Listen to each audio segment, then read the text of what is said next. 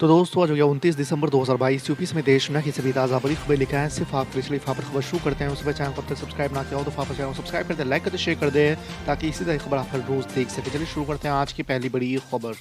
प्रधानमंत्री नरेंद्र मोदी अपनी मां हीराबेन का हाल जानकर वापस लौट आए हैं। पीएम मोदी की मां की तबीयत खराब होने के बाद यहां एक सुपर स्पेशलिटी अस्पताल में भर्ती कराया गया है। अस्पताल के अधिकारियों ने बताया कि उनकी हाल स्थिर है। पीएम मोदी बीमार मां से मिलने अस्पताल पहुंचे थे। अहमदाबाद पहुंचने के बाद वो अस्पताल गए और वहां 1 घंटे से अधिक समय तक रहे। महाराष्ट्र के पूर्व गृह मंत्री अनिल देशमुख को बुधवार शाम करीब 5 बजे मुंबई की ऑर्थर रोड जेल से जमानत पर रिहा कर दिया गया है। मंगलवार को मुंबई हाई कोर्ट ने केंद्रीय जांच ब्यूरो ने सीबीआई द्वारा दर्ज भ्रष्टाचार के एक मामले में उन्हें जमानत देने के अपने आदेश पर रोक लगाने से इनकार कर दिया था। आपको बता दें कि राष्ट्रवादी कांग्रेस पार्टी के नेता अनिल देशमुख नवंबर 2021 से जेल में थे। ईडी ने उन्हें एक कथित मनी लॉन्ड्रिंग मामले में गिरफ्तार किया था। देशमुख ने कहा है कि मुझे न्यायपालिका पर पूरा भरोसा है। हाल ही में हुए एमसीडी चुनाव में भारतीय जनता पार्टी को हराने के बावजूद मेयर चुनाव में आम आदमी पार्टी को भगवा दल की चुनौती का सामना करना पड़ रहा है। मेयर चुनाव से ठीक पहले दिल्ली के उप मुख्यमंत्री मनीष सिसोदिया ने खुद मोर्चा संभाल लिया है। बुधवार को मेयर और डिप्टी मेयर पद के उम्मीदवारों के साथ ओखला में कूड़े के पहाड़ पर चढ़े और दुगनी तेजी से इन्हें खत्म करने की बात कही है। मनीष सिसोदिया ने कहा है कि वो हर सप्ताह इन पहाड़ों पर जाकर काम की मॉनिटरिंग करेंगे। कांग्रेस के पूर्व अध्यक्ष राहुल गांधी ने प्रधानमंत्री नरेंद्र मोदी की मां के बीमार होने पर बुधवार को चिंता जताई और उनके शीघ्र स्वस्थ होने की कामना भी की। राहुल गांधी ने ट्वीट किया है कि एक मां और बेटे के बीच का प्यार अनंत और अनमोल होता है। मोदी जी, इस कठिन समय में मेरा प्यार और समर्थन आपके साथ है। मैं आशा करता हूं कि आपकी माता जी जल्द से जल्द स्वस्थ हो जाएं। पूर्व विधायक मुख्तार अंसारी एक बार फिर प्रयागराज कोर्ट में अपने ही अंदाज में नजर आए। तनी हुई मूंछ और चेहरे पर मुस्कुराहट के साथ कोर्ट के बाहर आए। कोर्ट में जाते समय कुछ नहीं बोलने की बातें कहने वाले मुख्तार अंसारी ने बाहर आते ही एक शेर पढ़ दिया। बाकायदा उंगली दिखाते हुए मुख्तार अंसारी ने कहा कि तूफान कर रहा है मेरे अज़्म का तवाफ, दुनिया समझ रही है कि मेरी कश्ती भंवर में है। ईडी के कब्जे में रहने के बाद पढ़े गए इस शेर के कई मायने निकाले जा रहे हैं।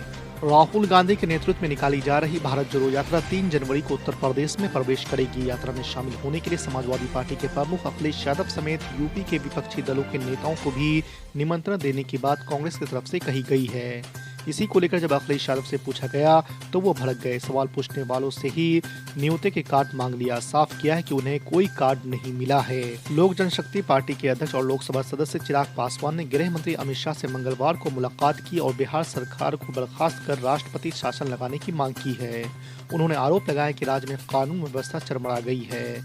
चिराग पासवान ने अमित शाह को अपनी पार्टी का ज्ञापन सौंपा, जिसमें उन्होंने आरोप लगाया कि बिहार में सरकारी संरक्षण में शराब माफिया फल फूल रहा है और राज्य में वैसे तो शराबबंदी है, लेकिन बड़ी संख्या में लोग जहरीली शराब पीने से मर रहे हैं। बिहार में कोरोना वायरस की नई लहर का खतरा मंडरा रहा है। मुख्यमंत्री नीतीश कुमार ने कहा है कि कोविड संक्रमण को लेकर हम अलर्ट हैं। उन्होंने केंद्र सरकार से भी मदद की मांग की है। मुख्यमंत्री नीतीश कुमार ने कहा कि कोरोना की और वैक्सीन की जरूरत है। केंद्र सरकार को राज्य के लिए इसकी व्यवस्था करानी चाहिए। उत्तर प्रदेश में निकाय चुनाव को लेकर सभी पार्टियां तैयारी में जुटी हुई है, लेकिन एक पार्टी है जिसके प्रदर्शन पर इस बार सबकी नजर रहेगी। ये पार्टी एमआईएम प्रमुख असदुद्दीन ओवैसी की है। दरअसल एमआईएम ने 2017 के यूपी निकाय चुनाव में तमाम राजनीतिक विश्लेषकों को चौंकाने वाला प्रदर्शन किया था। ओवैसी की पार्टी ने पहली बार उत्तर प्रदेश में किस्मत आजमाई थी और नगर निकाय चुनाव में 11 जिलों में अपनी उपस्थिति दर्ज कराई, लेकिन उसके बाद हुए किसी भी चुनाव में एमआईएम कुछ खास नहीं कर सकी।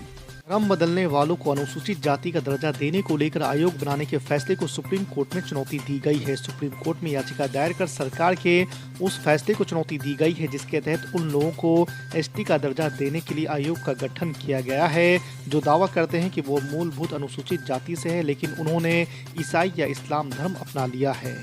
बीजेपी सांसद प्रज्ञा सिंह ठाकुर की मुश्किलें बढ़ सकती है। कांग्रेस के वरिष्ठ नेता जयराम रमेश ने उनके उस बयान को हेट स्पीच बताया है जिसमें उन्होंने कहा था कि घरों में सब्जी काटने के चाकू भी तेज कर लो, न जाने कब इसकी जरूरत पड़ जाए। आपको बता दें कि जयराम रमेश ने बयान को नफरती भाषण करार देते हुए मंगलवार को कहा है कि वो प्रज्ञा के खिलाफ जल्द ही सुप्रीम कोर्ट का दरवाजा खटखटाएंगे। प्रज्ञा ठाकुर ने जो कहा है वो हेट स्पीच का मामला है।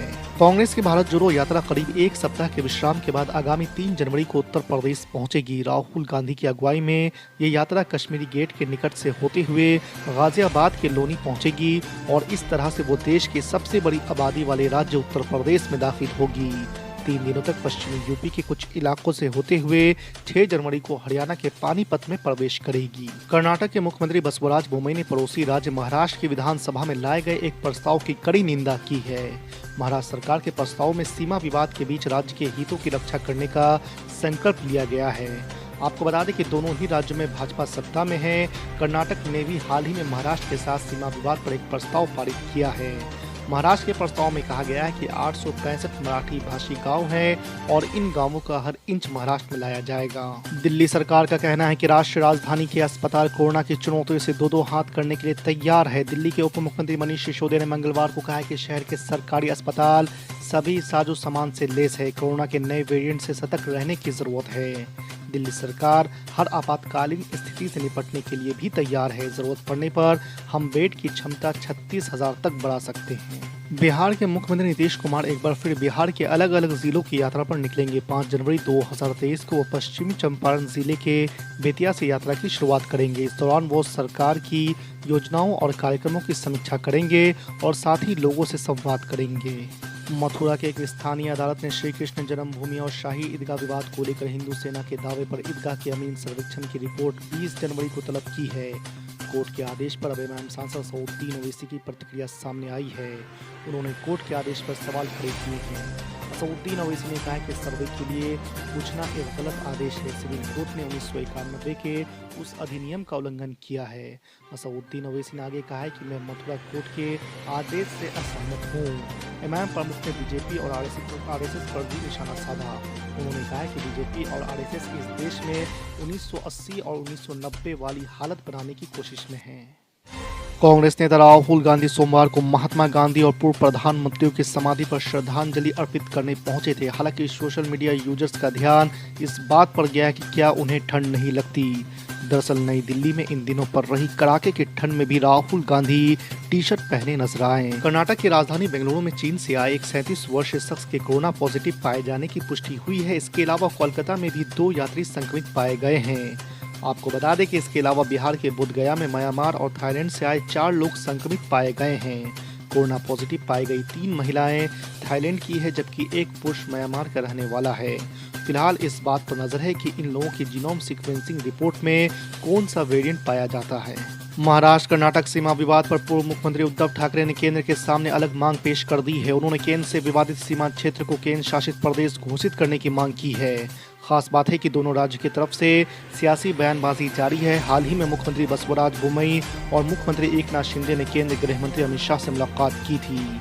सोमवार को उद्धव ठाकरे ने कहा कि हम कर्नाटक की जमीन का 1 इंच भी नहीं चाहते, लेकिन हम हमारी जमीन वापस चाहते हैं। भारतीय जनता पार्टी ने दिल्ली के अरविंद केजरीवाल सरकार पर आरोप लगाया है कि एक कैलेंडर वर्ष में विधानसभा के 3 सत्र नहीं बुलाकर नियमों का उल्लंघन कर रही है। सोमवार को दिल्ली भाजपा के नेताओं ने अरविंद केजरीवाल सरकार पर अहम मुद्दों पर चर्चा करने से भागने का आरोप लगाया है।